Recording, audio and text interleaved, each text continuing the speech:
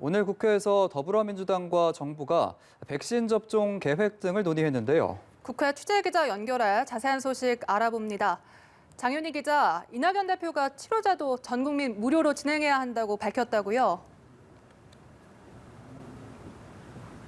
네, 그렇습니다. 이낙연 대표는 오는 11월 집단 면역을 목표로 한다면서 백신뿐 아니라 치료제도 전 국민 무료로 진행해야 한다고 밝혔습니다.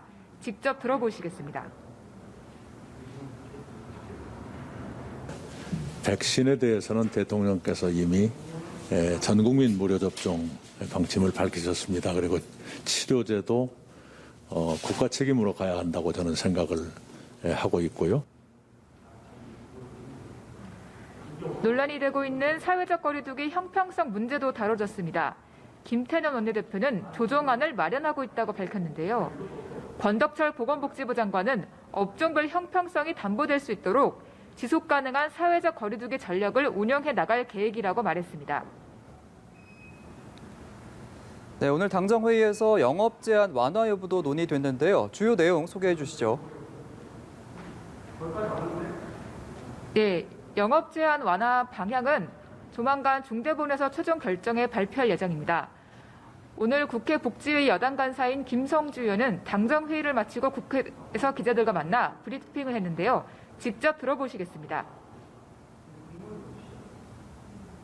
영업 제한 시간에 관련된 얘기인데요.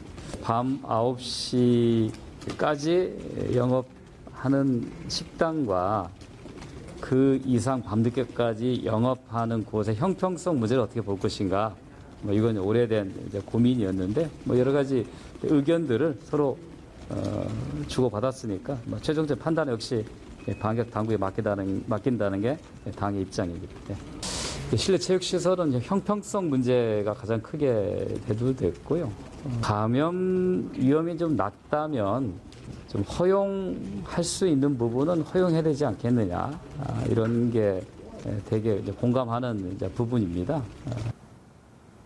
네, 그리고 대법원이 박근혜 전 대통령에 대한 재상고심에서 징역 20년, 벌금 180억 원을 확정했습니다. 여야 반응은 엇갈렸다고요? 네, 그렇습니다. 더불어민주당은 박 전 대통령의 사과와 반성을 촉구했고 반면 국민의힘은 박 전 대통령을 즉각 사면해야 한다고 목소리를 높이고 있습니다.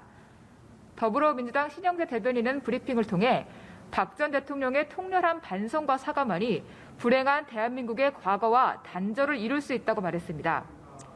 국민의힘 윤희석 대변인은 판결을 존중한다면서 불행한 역사가 반복되지 않도록 하는 것은 이제 우리 모두의 과제가 되었다고 말했습니다. 정의당 정호진 수석 대변인은 준엄한 형벌이라며 정치권은 더 이상 사면을 논하지 말아야 한다고 말했습니다.